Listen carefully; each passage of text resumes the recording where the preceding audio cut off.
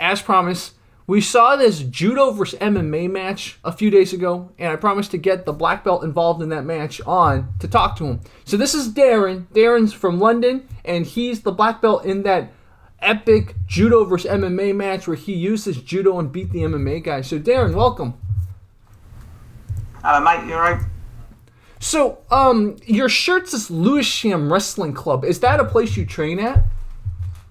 Yeah, that's all I do now is wrestling and Judo. That is it, yeah. I see. So at the moment we're in lockdown, so we haven't done anything for about 8 months. I see. So were you one of those who started very early in Judo? Is that your martial arts story? Yeah, I started when I was 4. Wow. It's like in 1989. I started MMA, I think, when I was like 15, 16. Mm-hmm. Wow. And what made you... Taekwondo, too. I had a Taekwondo.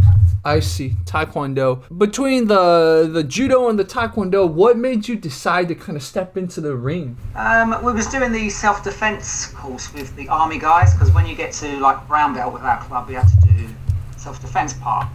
So we did it in some church in Kent, and the one of the guys from the judo club knew a promoter. He came in, he just had a little roll around with me, like tapped me out about 5 times in a row, and then he like said, "Oh, do you want to do some MMA fights?" I was like, "Sure." What was your initial thought when you decided to go into MMA? Was it kind of excitement? Was it apprehension? Was it a little bit of both? Tell me about the feeling.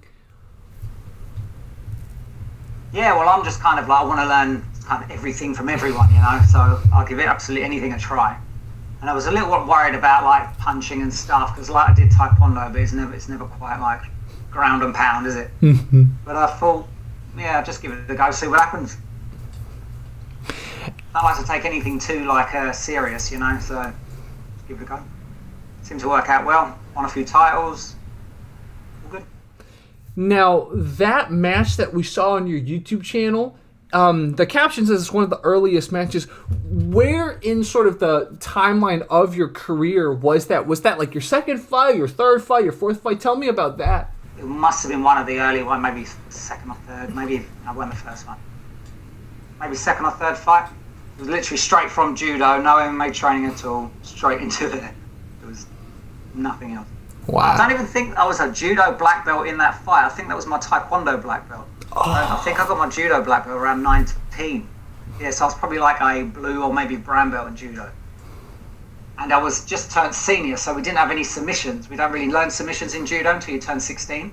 So that's all just like juvenile judo. It's just like wrestling, pinning someone on the floor. Like, you see the way I did that arm lock was like horrible, trying to go for that Jujigatami. So I must have been very young then.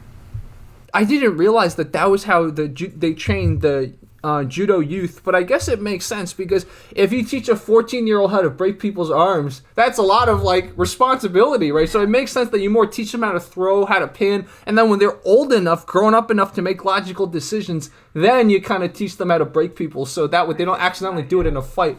Yeah, that's how it goes. But the BJJ guys do, don't they? All their kids learn submissions. I think that's great. I think judo should kind of step up on that. Like, even you see me trying the arm triangle in that fight. In judo, that's not taught as a submission. We don't even know as a choke. We call it a side choke, where you're at the side of them and you're doing an arm triangle, but from the top, from mount like that, I didn't even know. That's why I give it up, because I usually get rolled over. Like, we just pin somebody down like that, so it was fun. Was that your most exciting match, or were there other matches in your MMA career that you also didn't have like memories of? There are some really, really mad ones. There are some really crazy ones. Some that went right to the end of the bell, which were cool. There were some strange ones where when I started learning wrestling, like the double leg, I thought, yes, this is it. This is the move I'm going to be using to win all my matches. I lost like 3 matches in a row to guillotines. I just couldn't figure out how to get out of them. One of them, before it was still in a ring, it wasn't in a cage, I actually pulled me and my partner out of the ring from underneath the thing to try and escape the guillotine. That was a funny one. Wow. Yeah, I just need to find them. I've never been like that bothered about recording myself or getting... some of them are on TV over here. Do you remember I think it's called the Wrestling Channel or the Fight Network or something it was called? Oh, I don't know. Maybe 10 years ago, yeah. And there was a few fights on that, but I ain't got any. I've asked a few of my old friends if they can like send me any of the got some, so I'll be post. I did post another one yesterday. Okay, great. All right, so we got more to look at, and I'll put some of that footage, the footage you just posted. I'll put some of that over this interview too, so people can see some of it. This is great. I'll update the information too that you told me about the match that we looked at. That it was actually your Taekwondo black belt, so that makes it even more impressive. Put it on just to make it look a bit more intimidating. Yeah, exactly. Guy in the fight I posted yesterday, he's a judo black belt as well. Yeah. Oh, that's gonna be my good. gi off because he actually come up to me, like practically rubbing his hands, licking his lips, because he wanted to try and fight me. Because obviously he doesn't fight many people in the gi. And I was like, "What's this all about?" Someone said, "Oh, he's a Dan grade as well." I was like, "Oh," so I took the gi off. Wow. Okay. And he was like #1. I think I was the amateur champ then, and he was the #1 pro in the weight category. So it was a good fight. I was surprised he wanted to fight me. Wow. And I think he fought before that day as well. It was like his second fight. Wow. Do you see yourself doing kind of MMA for a long time, or because right now your channel's mostly gaming, right? So tell me about sort of your career trajectory, etc. Or trajectory. I said trajectory. Trajectory. I haven't done MMA in a while because that fight is maybe 18 years ago now. That fight was a long time ago. So I'm only doing, it was supposed to be a martial arts channel. I bought the little camera and everything, went to go because we was going to do it on the judo mat. We did a few films, but the angles are a bit funny. But then lockdown happened and I've been stuck indoors. So that's really why I've just been putting gaming stuff on there. I actually thought all my stuff was private on my channel. I've just sort of make them for my little gaming crew so they can watch them. But then that video just got lots and lots of views, and I was like, oh, I didn't even realise people could see it. Yeah. That's how I found it. It randomly was recommended to me by YouTube, and I was like, whoa, okay, let's find out more about this guy. It's very strange. Yeah. And more's coming. Soon as lockdown ends, I've got loads of little moves in my head I'm going to record and post up there. There'll be all kinds of cool stuff. From my end, what I would tell you is you should probably separate the two channels. So I would create another channel on gaming and then keep this channel on martial arts, since the majority of the views come from the judo video. So keep doing martial arts videos on your current channel. And then if your online name is Dr. Sixlegs or something, maybe create like a Dr. Sixlegs Gaming. And so change this channel to be like your fighter name. Mm-hmm. My fight name was Sixlegs because I used to kick so much. Nice. I used to say I was like fighting someone with 6 legs. Nice. If I search Darron Sixlegs, would I potentially find you? Let's see. I doubt it. I've been looking myself. Yeah. I'll do some looking because I would totally be down to help you find whatever loose pieces are, like fight footage is available online. Yeah. That's cool. So you're a representative of Taekwondo and Judo, and that's awesome. Kind of the strategy, kick or clinch is kind of my whole thing. Mm-hmm. My boxing is terrible. Absolutely embarrassing, to be honest. So I just completely ignore that. If I'm in boxing range, I'm in clinching range, and then it's like judo time, you know? Yeah. I think probably a lot of people would also ask you, what type of Taekwondo did you do, and then what type of Judo did you do?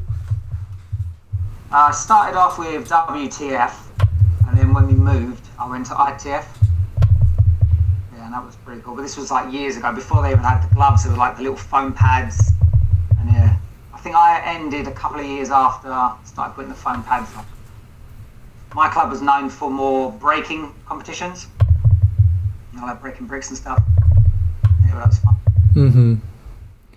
And what about the Judo? Was it Olympic Judo or was it another type of Judo? I had any competition I could get my hands on. Mm-hmm. I had about 6 different licenses, so I could do any competition in the area. My club wasn't really affiliated with any one thing. We just went for absolutely everyone. I think they made their own association at one point. I'm not sure. Mm-hmm. I see. Anyway, it was all over the place, over Holland and Europe. And I think another question this segues to is, when you are doing wrestling now at Lewisham Wrestling Club, are you able to like do some cool takedowns and stuff because of your judo? So is your kind of wrestling complemented by your judo? Yeah, I'm still more or less a judoka who just trains with the wrestlers. Yeah. I'm never doing double legs or stuff like that. I'm still just catching people with judo throws. Yeah. It's stubborn like that. Yeah. I mean, I've trained in all sorts. I did sambo. I've done a lot of savat. Pro wrestling. Went on the pro wrestling circuit for 5 years. Yes, I've done a bit of everything really. Japanese jiu-jitsu, but that was a bit of a joke, to be honest. That was a strange club. Muay Thai. Well, I train. I go to the Muay Thai sparring sessions. I don't train Muay Thai. Do you know what I mean? Like, I'm not going to start kicking with my shin and stuff like that. I like to keep my distance. I do like their clinches. I learn a lot of their elbows. I like that. I wouldn't say I'm Muay Thai trained. It's like and the Kyokushin karate clubs. There's a few of those that have like open fight nights. I always go to them when I can. Wow. So I always get about. I think joining a BJJ club actually. There's one not far from my house. I like the like is it called open guard when the one's on the floor, one's standing up? Yeah. Yeah, I like that. I don't know what that's all about. It kind of scares me when people start butt scooting towards me to be honest. I don't know what to do. And realistically, you just jump over on them or something when you'll kick them. Yeah. But it's quite impressive the things they do. Yeah. Yeah. We've got a lot of BJJ guys obviously come to our judo club.